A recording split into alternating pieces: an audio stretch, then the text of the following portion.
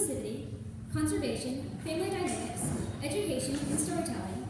This year's March 4th events are made possible in partnership with Nevermore Books, the Storybook Shop, the Beaufort County Black Chamber of Commerce, the Technical College of the Lowcountry, the Port Royal Farmers Market, Beaufort High School's DALO, Diversity Awareness Youth Literacy Organization, and our host this afternoon, the historic Penn Center. Drew Lanham is the author of Sparrow Envy, Field Guide to Birds and Lesser Beasts, and The Home Place, Memoirs of a Colored Man's Love Affair with Nature. He is a birder, naturalist, hunter-conservationist, and an alumni distinguished professor of wildlife ecology and master teacher at Clemson University. Among his many honors and awards, he was recognized last year with the E.O. Wilson Award for Outstanding Science and Biodiversity Conservation. This is Dr. Langham's fifth time to participate in a Conroy Center March 4th event. Janisse is a naturalist and activist, and the author of 7 books of nonfiction and poetry, including Ecology of a Cracker Childhood, which won the American Book Award, and her most recent book, Wild Spectacle, Seeking Wonder in a World Beyond Humans.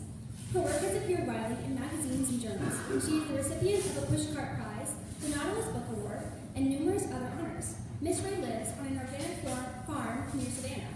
They will be signing after their talk. Please welcome Drew Lanham and Janisse Ray.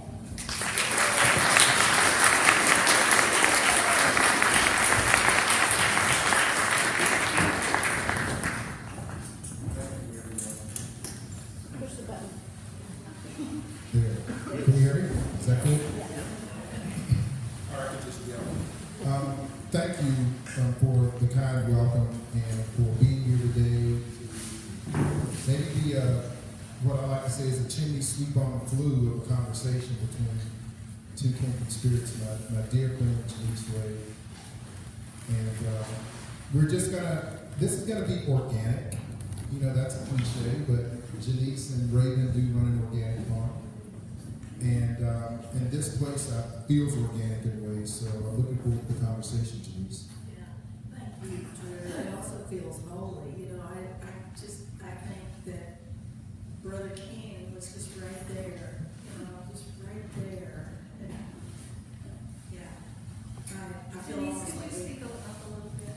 I feel almost as if we have to have a moment of silence for the sacred, amazing things that are happening in this room. Thank you all for being here on this beautiful early spring day, and thank you, Drew, for sharing this space with me.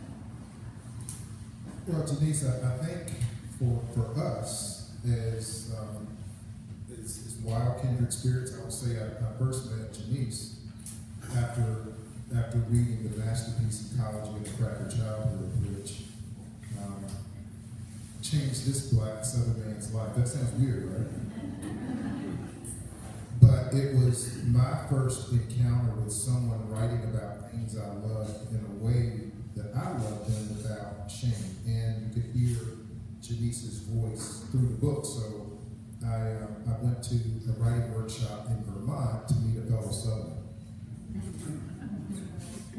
And so here we are in this sacred place. And so I really wanted to talk, Janisse, about several things, but one of them is sort of the role of since Ecology of a Cracker Childhood and that writing, how things have changed for you and what you write and what you think about and what you're about these days. So you know I'm going to turn this question right back on you. But I will attempt to answer this, and then I'm going to ask you, so get prepared. How have things changed for you since your seminal, very important book, The Home Place, a book that documents that people of all colors, of all races, nationalities, love the earth and are part of this earth and claim it too, and have voices, and Drew has been on the vanguard of this movement of nature writing from voices of color. So thank you for that, Drew. You have opened up worlds for me and for a lot of people. And I marvel that I've had a chance in this life to have a friendship with you. Okay, 25 years ago when I wrote Ecology, I wrote it with a lot of hope in my heart. I saw that books change people's lives.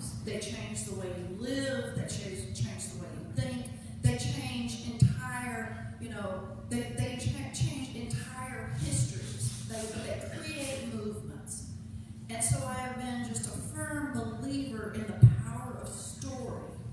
And I came at that book thinking, well, if Marjorie Stoneman Douglas can write River of Grass and we can protect the Everglades, surely we can protect this ecosystem of the South, a place that long after it should have ended slavery, kept it up, fought its own country and lost, continued to carry on very racist and oppressive acts, and continues to this day to do so.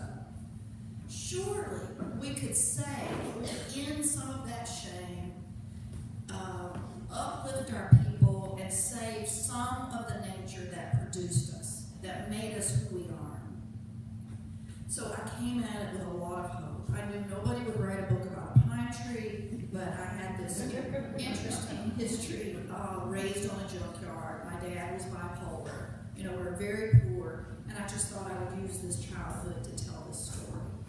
So I will say, in these 25 years, for a long answer to this question, Drew, is I've lost a little bit of that verve that I had at the beginning. I know that people are having a harder time even focusing on reading an entire book. I know now how many books sold when I first started, and I know how many just sold of the current book. So there's I believe in the power of story to transform. I believe we're here on this earth to transform, and I think that maybe books are not the greatest way right now to bring about the rapid transformation that we need. Okay, I want to hear what you have to say about the home place and how you've changed. And I want to tell y'all that I was one of the early people who read The Home Place. When he first sent it, I was just pushing him, like, send this to Milkweed. And so I've been with this story a long time. Well, it began on the steps of a meeting house in Vermont, Sterling College. Enrollment at the time, 123 students. And Sterling is unique. Some of you may have heard of Warren Wilson, but Sterling is unique in that the students have to work the sugar bush, they work the farm, they work. So it's a working place. But to go to this overwhelmingly rural, overwhelmingly white place, I sort of have to find the courage of my own Southern blackness. Again, is sort of the story of Janisse. Was a large part of that, again, because there was a familiar accent in the room. Familiar accent in the room. And then I'd written this essay, and at the end of the week at writing workshops, it's very emotional. How many of you have done a writing workshop? Okay, right? And you put yourself out there. And I read this essay called The Home Place, and Janisse grabbed me on the way out and sat me down, and she said, "There's a book in this." And so to have a hero, someone who had this voice to tell me that, now there was almost 9 years between that and the book dropping, but Through no fault of yours. well, it's a long process, and we'll talk about processes. And Jonathan, I'll tell you, where's Jonathan? I can't quite see him, but at some point, what we're trying to cook up is a writing workshop here, right? So, but the home place for me, it was cathartic in ways that memoir is cathartic. But all these years later, every day almost, I get a note from someone that says they have read it. And I've got notes from near 90-year-old little old white ladies in the Sandhills of Nebraska. If you've ever been to the Sandhills of Nebraska, it's a sparse place, a beautifully sparse place. But for someone my mother's age to write me and say, "I found commonality in this," or for a 20-year-old black man from to say I read this and didn't think I would have anything in common with it, but I found something. That has been sort of the greatest validation. And so in the, I guess now it's coming upon 6 years that the book has been out. You know, I wrote that book not so much with hope, but with longing for a place that I thought I knew, but I'm constantly learning different things about who I am. But the hope that's emerged for me from this book has been this diverse assemblage of people who say, you know what, I found something in common, and I learned something new. And to be an illuminator as a writer, I think is sort of what I've always wanted to be, Janisse. And I've used this word a lot today, but really to be an activist. And I think that's a word that, on the one hand, gets sometimes overused or maybe misused. And so to think about what we do as writers as activating something in someone is important. So one of the things that I frequently do, you have the new book there, but one of the person that, and I don't like to compare, but I always, many of you heard of Mary Oliver. Yes. So that's the influence that you have had for me. I knew you before Mary Oliver. Longleaf pine before maples or anything else. So to that degree, you activated something in me that's allowed me to write as I write.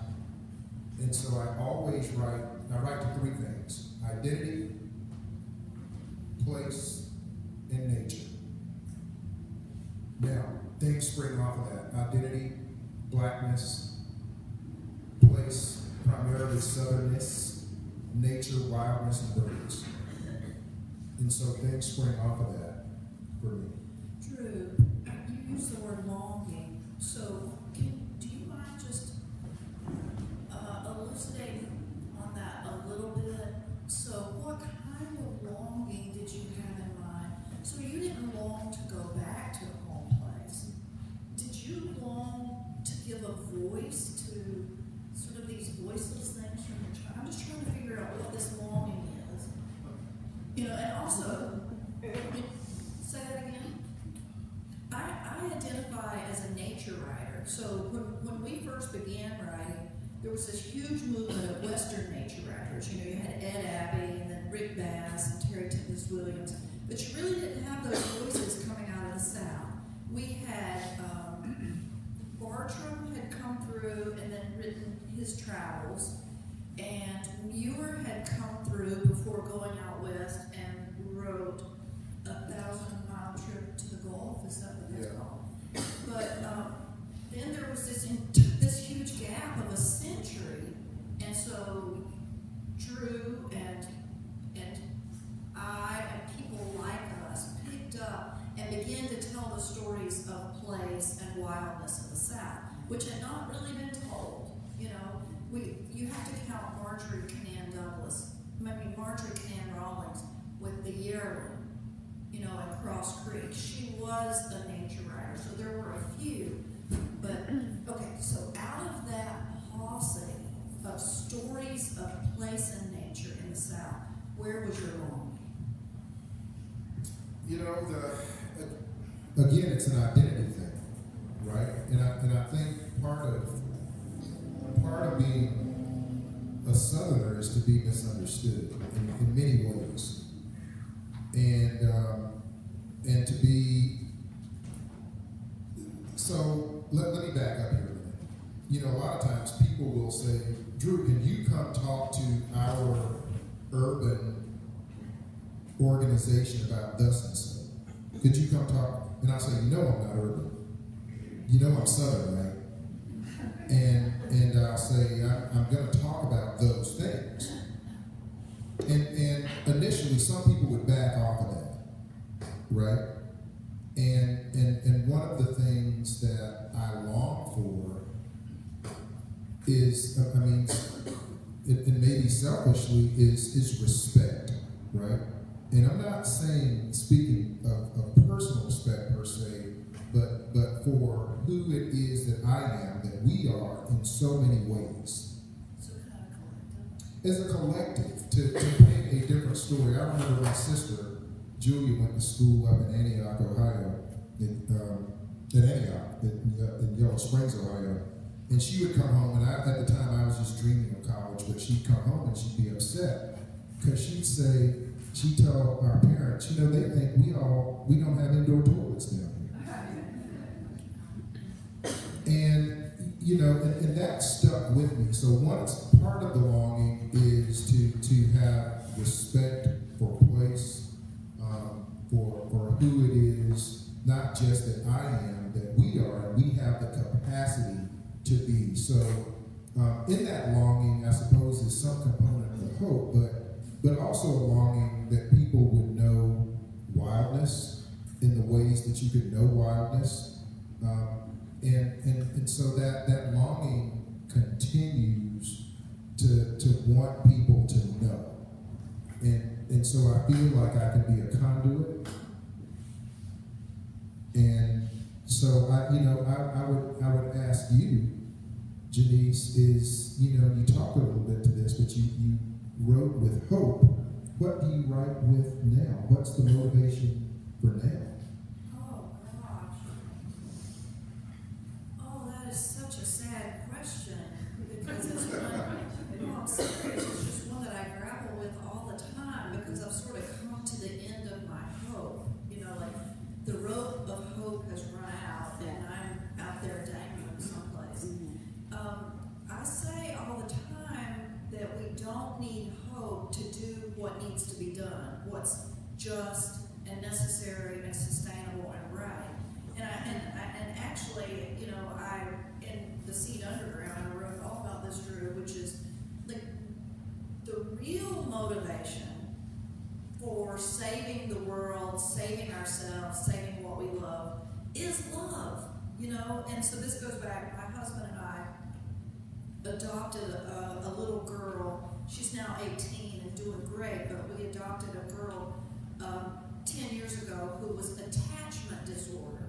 So when a child is given pathologic care when she's young, when her needs are not responded to, she grows up to be very angry, unbonded, So our first years with her were all about just rebonding, meaning I had to figure out ways to love my child and have her love me.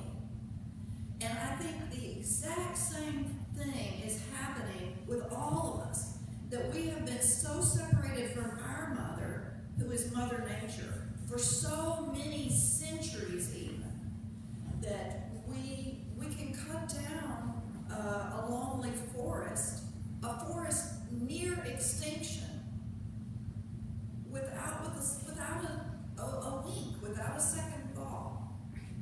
We can spray our yards with Roundup or whatever it is we use and never think twice.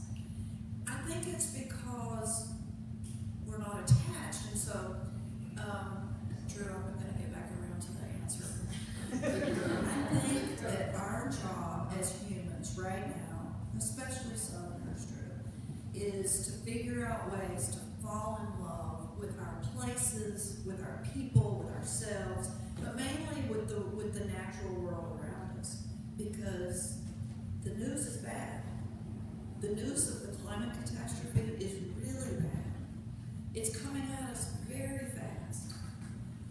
So now I write not so much with hope. I write when you said, so you write about place, nature, and identity. Well, in there, I have to say that one of my themes through everything is love. How to love harder. I wake up every morning, I look out at that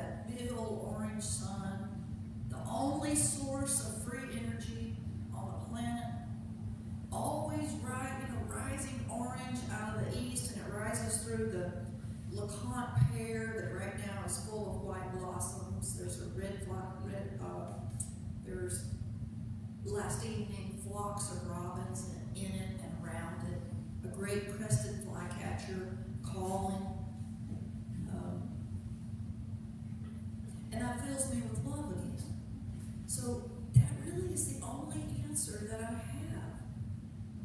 You know, that somehow I have translated hope in my mind to be all I can do is try to just love harder and harder and harder, which I think is exactly what Dr. King was doing. You know, when he said, one day the red clay hills of Georgia, you know, like one day these salt marshes and these maritime forests are going to ring again with the bells of Buckeye welcoming back the ruby-throated hummingbirds. Amen. I'm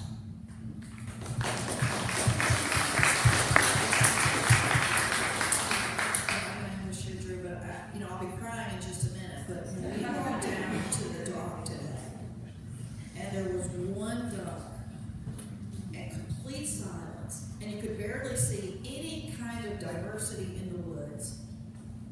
That's just like breathtakingly sad to me. Well, you know, Janisse, one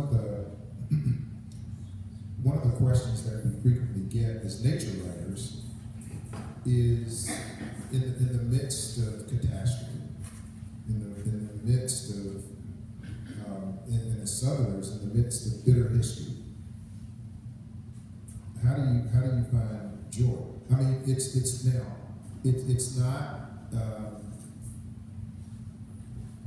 not this constant effort, misery. And you mentioned the big orange sun that comes up every day, and finding joy in that. And you know, Jonathan's posting his sunrise. You guys see that on social media? Post that. You know, that's a great use of social media to share with others sort of this constant of beauty. But then, you know, one of the things that I think about and that I'm constantly trying to do in this whole idea of love that you talk about, Janisse, is that I have in my mind these 3 R's: recognition, reconciliation, and reparation. That until we recognize, we can't reconcile. And until we reconcile, we can't repair. So in that way, and that stands for nature and us, right? And so recognizing that big orange sun every morning, recognizing that painted buckeye, red buckeye that's coming and blooming, and recognizing the ruby-throated hummingbird that's there, you know, that recognition first and acknowledging, and that sun every morning, that's an acknowledgement of something greater than yourself. You know, you can call it several things. but ultimately that recognition is a love, you know, that we have to show. And but then in the midst of it, you know, you've got to battle the bad news. And how do you do that? And not come across as sort of this constant, you know, Debbie Downer, I guess. And you have a poet's voice, Janisse. What's the importance of poetry in what you do? Were you poet first or prose writer? I'm just interested because how many of you have read Janisse's poetry? Well, more than you should. Because what she just said to you, and I'm going to get on a little soapbox here for a minute. You know what King said, how he said it, that lyrical in it. So the poet's voice, I think, comes through in ways that maybe the prose writer's voice wouldn't have effect. And so in thinking about that, can you speak to sort of where that fits in your life? And are you still work? I mean, I know you're still working your poetry. That reminded me of Dr. King again, and so all the lyricism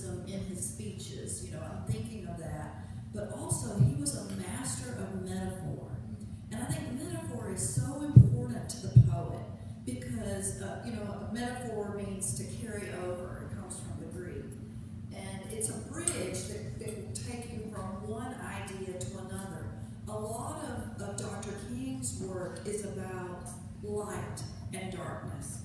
A lot of his metaphors. So he's talking about moving us from, these terrible realms of darkness into these beacons of light. And Mary Oliver also uses that metaphor a lot. I think poetry is important because, I would have loved to have been Cher and been a folk singer, and go around and bring people joy and have people dancing. But the closest I can come to it as a writer is really that poetic lyricism.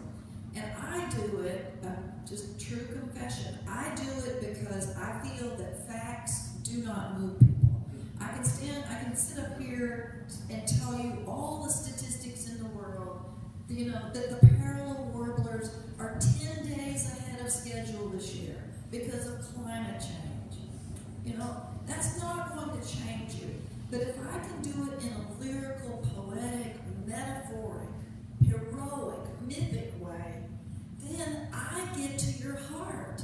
I look out sometimes when I'm doing readings, and I know this happens to you too, Drew, but I look out and people are crying. And also, Cassandra, I saw this happen so much when Pat was reading.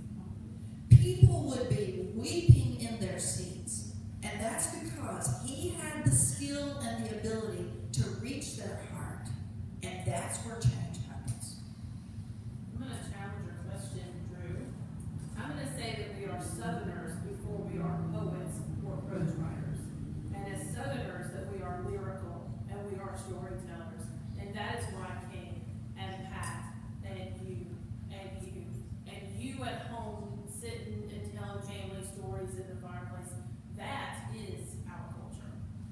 The Southern pre-exists before poet or prose. That's the power of Southern culture. I'll buy that. Yeah, I will. Thank you, Kate. I think, and again, part of, it makes me sad when I hear, and there's some fairly famous some fairly famous authors who have said, John McPhee said, he called himself a veiled poet, and he just stopped. Now, he's one of the most famous writers in some nature writing, but when I hear that someone has abandoned verse, it saddens me, because then, to me, that's a loss of hope, and then writing becomes maybe something else. As successful as you may be in it, but then that leads me to the activist and activism and what it means to be, to want to get to somebody's heart with words. And it is, I don't know, to me, it is the soaring of that vulture. It's the heroic flight of that northern parallel across a gulf of water without rest, your muscles burning, and you see these birds coming on shore in the Gulf, and they are barely above the waves.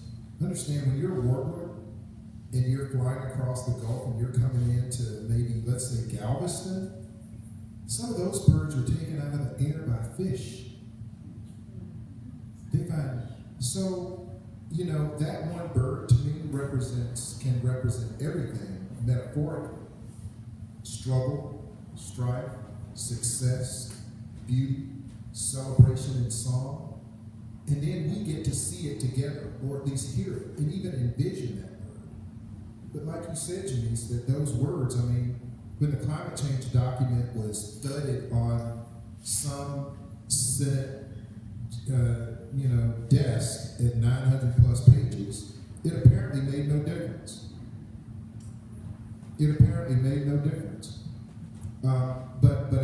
But at the same time, to be able to deliver a message that's evocative, as the writer does, and that, in my opinion, Southern writers can do in ways that others don't, because we live in the midst of bittersweet. We live in the midst of this. And so this is a place where we have the opportunity to do that. Janisse, what do you see as the future of your writing and for nature writing? Where do you see us going? I was just going to ask you, would you read us a poem out of Spare Lamby? And then I promise I will little attempt to answer that. You know, you see what she does, right?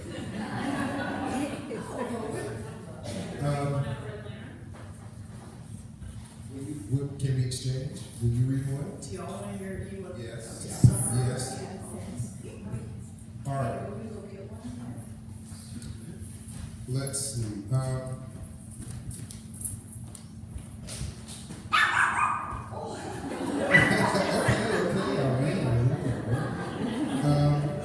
I think that,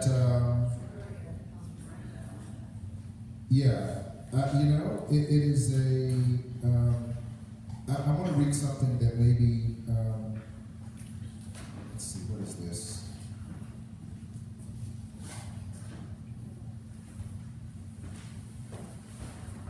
All right, I'm just going to read a field mark.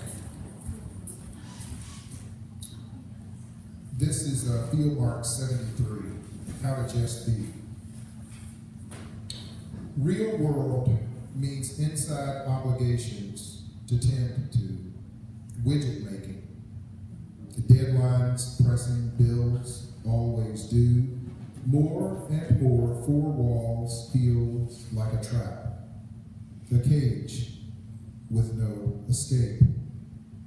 Not being out, not wandering somewhere wild, seems sinful.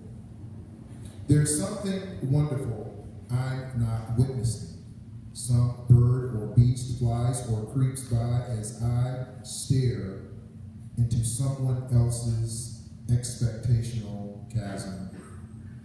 It's an expanse I am increasingly unwilling to span.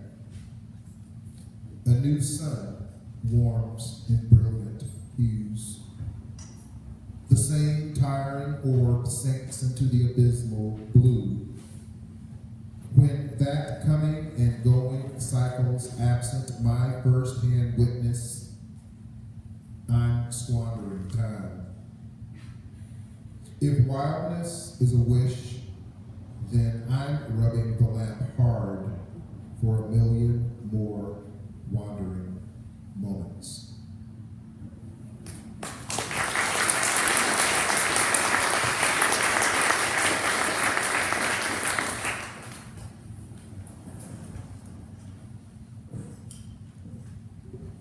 So I have to read you nonfiction, unless somebody has red lanterns in here.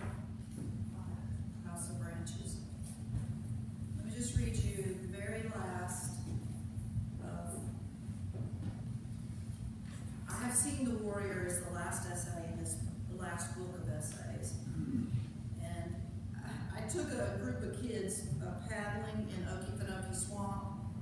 And the kid who was in my boat asked me if he could have a Gatorade that he found there. And I said, sure.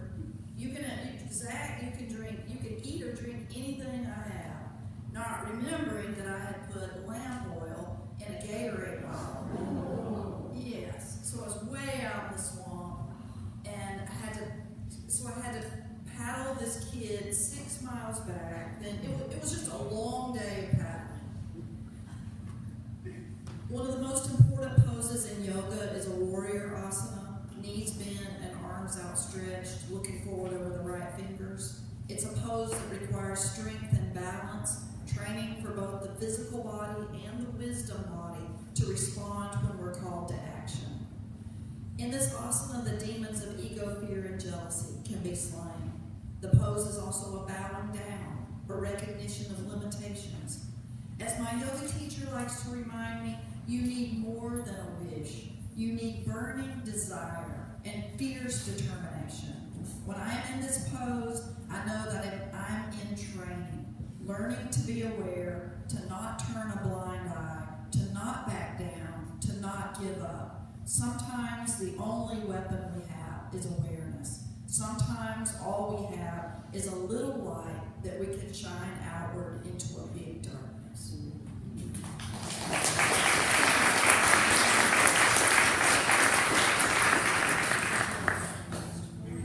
Okay, so then I'll answer it, what's next for us, and then you answer it, Drew, if you will. I just have to proceed at 60. So not depressed, but I look around and I see that the change that we need to be making and that we have to make to save ourselves, we're not actually making. And it scares me. And I keep wondering, in this third act of my life, what is the best use of my time? And I also ask this as a woman. I mean, I know I'm sitting here as a woman and Drew as a man, and I think that has to be addressed in our culture. That there are ways that women's voices are more silenced than men's voices. And so looking back, I came at nature writing, first of all, a marginal literature as a woman, as a Southerner, and it was pretty much the cards were just always going to be against me. I was not going to get into the New York Times, no matter what. And partly because we're Southern, partly because we write about nature. So I look at all that now in 2022 and just think, if I have 10 more years, how can I put my body to best service to the earth, to humanity? And I've really been studying this question. In the meantime, I continue to write. I'm working on a book on a national park that is proposed for Middle Georgia. It's where the Muskogee Creek Nation first sat down. It's Ocmulgee Mounds National Historical Park now. But there is a proposal, which I am almost 100% sure is going to pass, that Deb Howland is going to approve it.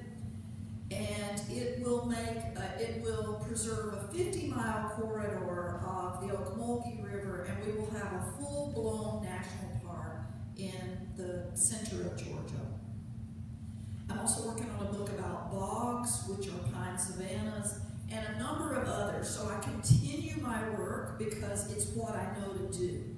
I haven't yet gotten a message from the universe, from God, from the angels, from the ancestors who say, we are putting you in this different place. So for now, I keep going as a writer. And we're grateful for that. I think for me, it's part of this, as Janisse says, is to keep going, to recognize sort of gifts. My grandmother used to talk about hiding your talents under a bushel. You all heard that? And so to recognize what we do well, but also how we can leverage what we do into better. And that leveraging is part of what I think we all have a responsibility to. That's lifting that basket and multiplying your talents. So in that way, to speak forcefully, and I tell people, for me, it's not always waiting for publication, quite honestly, because that's sort of it's a critical thing for us as writers, but it's also a game that you have to be willing to play. That's not necessarily immediate force. So you have to trust. You have to trust yourself as an artist in some ways, I suppose, that the word will get out there. But as an activist, I can't always wait. We can't always wait. And so sometimes that has to get out in ways that people may not fully respect. Sometimes we have to be angry. Sometimes we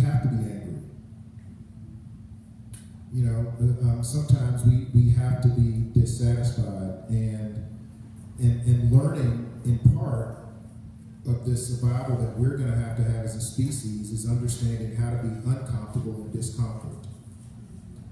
And that doesn't sound like a happy place to be. But I can tell you that there is still beauty in the world to worship. There is still hope out there, but we have to keep working at it.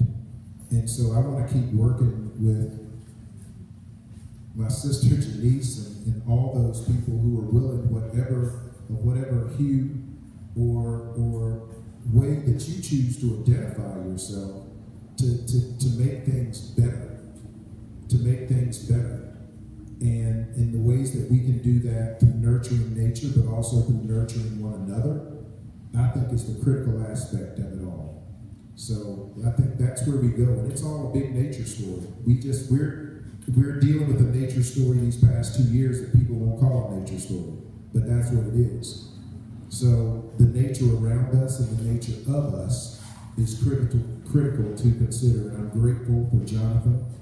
I'm grateful for the Conroy family.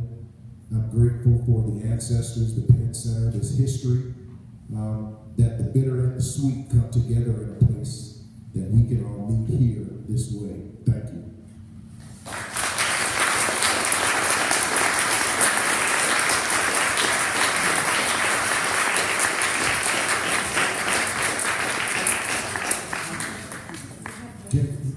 So Jonathan says we have time for some questions.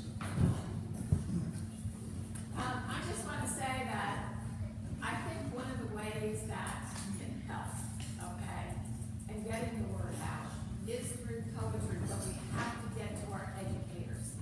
And I'm not talking at the college level, because I'm talking at, middle school, high school. Oftentimes, and I understand state standards and how they have to fit that into the curriculum, but when that little slot for poetry is there, many of our educators run. They have no idea of the transcendent power of poetry and how many stories we have in a poem, or a collection of poetry. And I really would like to encourage you. I am a poet, I am an educator, all right? And I had the wonderful history and time with Jonathan, working through editing my book, and Kwame Dawes, who ended up with a whole series of teaching poetry throughout the curriculum. We reach out to the educators, the high school teachers, the middle school teachers. Let them begin to understand you can teach these stories. You can teach the power of what we need to think about today through poems, because they have no idea that this is a wonderful vehicle to bring into the classroom. Thank you. And I will say quickly, how many of you have heard of David Drake? Now, some of you, how many people have heard of Dave the Slave? Okay, let's dismiss with Dave the Slave, David Drake, right? But part of what I'm trying to do for poetry in South Carolina, I just put a proposal in for this. The first poet laureate of South Carolina is who? Archibald Rutledge. Absolutely. No, it's David Drake, who was writing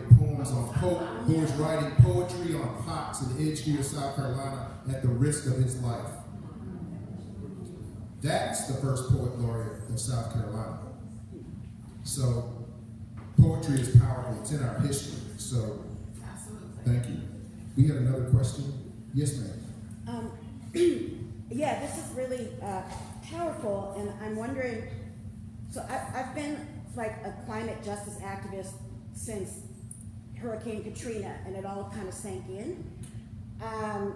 And like I spent this August up in northern Minnesota representing people who are getting arrested to fight that tar sands pipeline, Line 3. But one of the things when you were talking about it being about love, I mean, I think of love and I think of grief. And I know people are doing work in like climate grief, but like for me, the thing that is most intense for me is just trying to face mass extinction. It's like I can't. I'm afraid I'm gonna start sobbing and I'm just not gonna ever stop. And there's a lot of hard things happening in the world, and I've dealt with a lot of hard things in my life and study a lot of hard things and write about a lot of hard things, but for me, that's the thing that just takes me out. And I'm just wondering if you have any tips on how to try to negotiate that without, fear of paralysis, I guess. Sure. Drew and I just did an interview in terrain.org, and this thing came up where we touched on this, and there's a piece in that interview where we talk about trauma. And so climate change or mass extinction are collective traumas. So collective traumas are compilations of lots of small traumas. And the same as in, in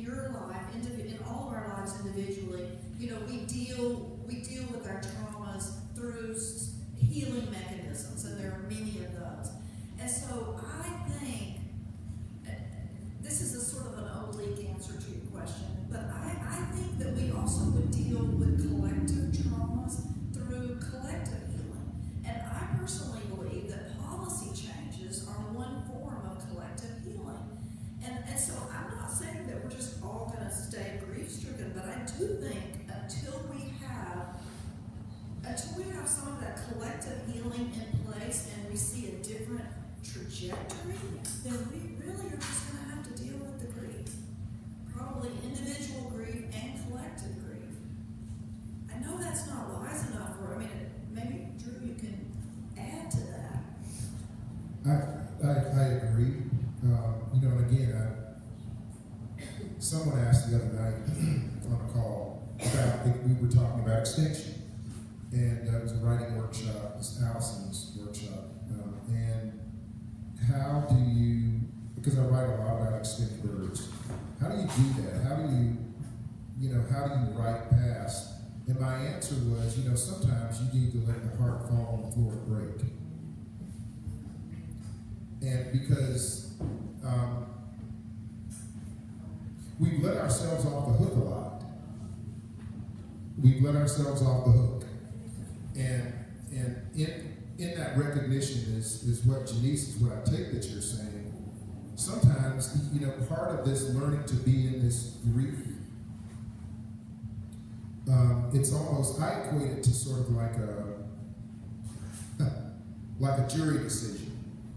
And a jury decision comes down, you're like, yes, finally. And then the next jury comes to and you're like, well, nothing's changed. And so where's the line between being exalted and being underground? And you've got to figure out what that line is that you live. So, and that line really is a truth. And so that truth of what we're doing and how we're doing it, I think is important for us to be in. It's important, and so that's the ground that I'm in. And people say, well, man, you're down in that landscape, and you just always, are you going to talk about enslavement every time you go down there? Yeah. I mean, where am I? Where am I? So, but I also get to talk about the joy of a woman liberating almost 1,000 people. That was a day of Jubilee that most people don't even know about. On the Combi River, you mean? On the Combi, Mm-hmm. right? And you can't get her on a $20 bill? Ought to be on a $1,000 bill. So I think that's part of, I think we're agreeing here that we have to be where we are for now. And it's okay to cry. And I think it's okay for people to see us cry and exhibit our vulnerability, that we realize that there's a personal thing going on. And then maybe somebody in the right place gets seen crying and policy changes. Because every policy begins with personal agenda. Every single one. The decision to drop a bomb on somebody begins with somebody saying, you know what, we ought to drop a bomb on those people. One person. And thank you for your work. I know. Nowadays, we hear a lot of, about influencers and blogging and everything. Do you think you could reach, a lot of the young people or the masses by having a blog to get your message out? Blogs are kind of dead. So, I mean, it's more like social media now. What we talk about, the death of newspapers and Right. People aren't reading as many books, so. I'm just not sure they're reading You blogs. have to go with the times and reach the people maybe. I don't know, that came into my mind, so I shared it. To piggyback on the question that she was asking, do you find that generationally speaking, because you say to reach out to the younger people, and they're the ones that I'm finding to be the activists, to be the ones that are in them. So what are your thoughts on that? Generationally speaking, who do we need to speak to? Because I'm not sure it's going to be. Nicole, let me turn. Nicole, thank you for saying that. And I completely, that was what I was thinking in my head as she was speaking, which is like, we all know what needs to be done. The message is out there. So why are we not acting as a people? Why is Congress not passing the laws that need to be passed to save us? Why are we still individually buying vehicles that get 20 miles to the gallon instead of driving electric cars? Why are we individually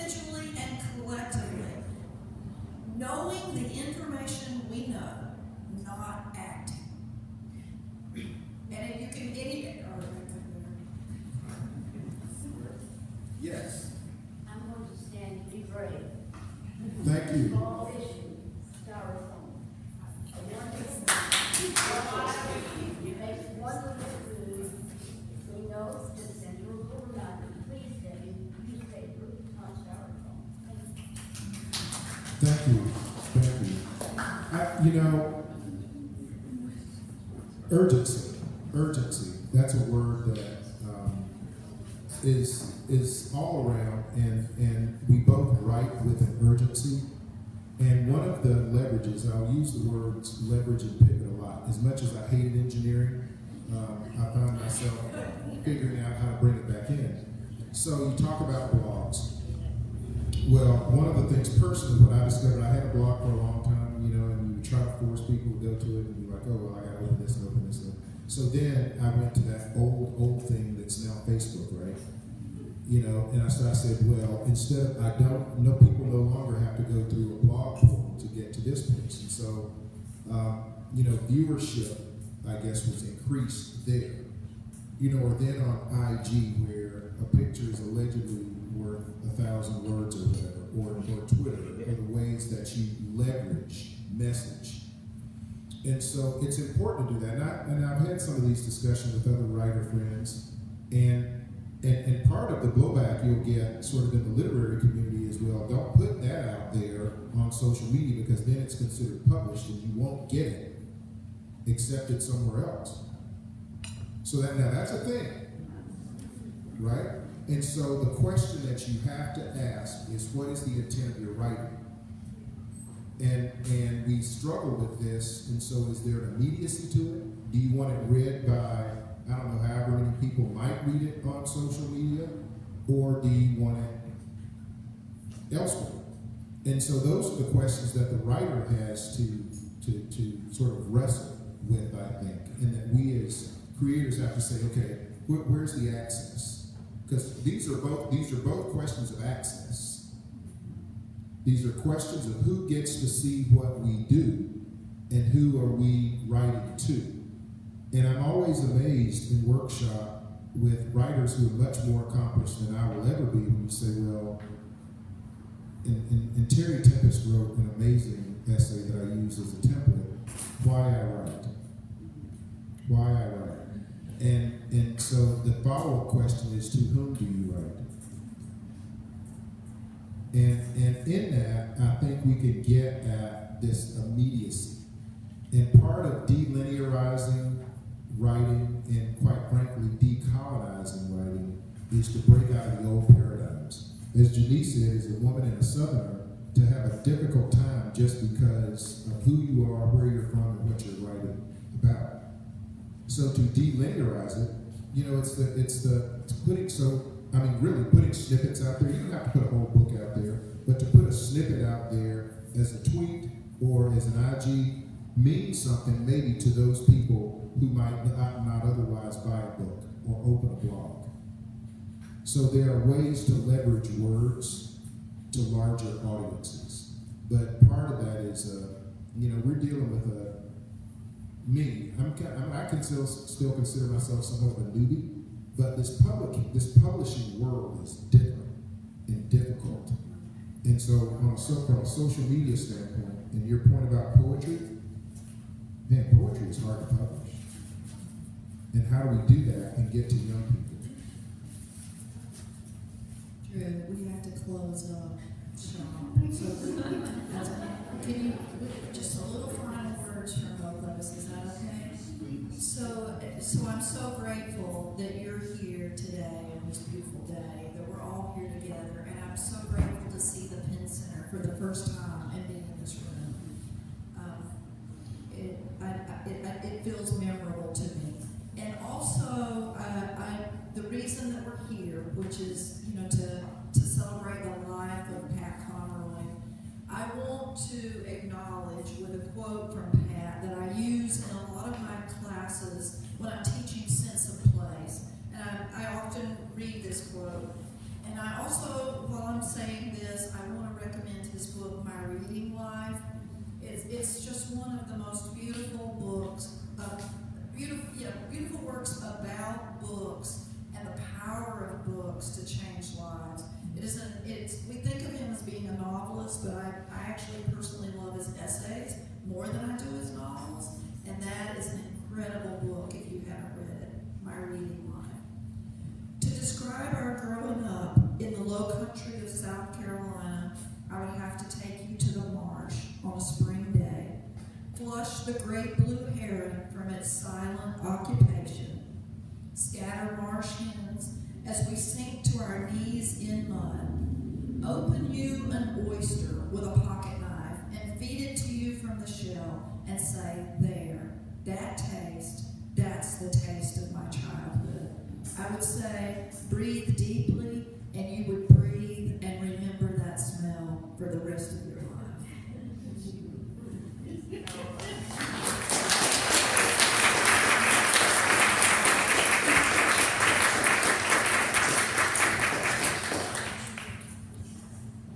Thank you all for being here. Thank you, Jonathan, again for the space. Thank you.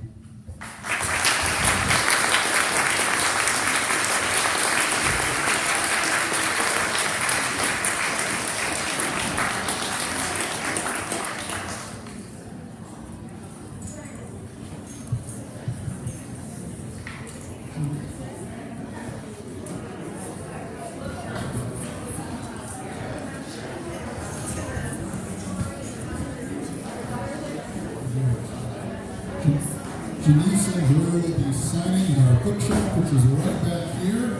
Thanks to Nevermore Books for being with us. We will regroup. We will back 15-20 minutes for our last panel discussion of the day.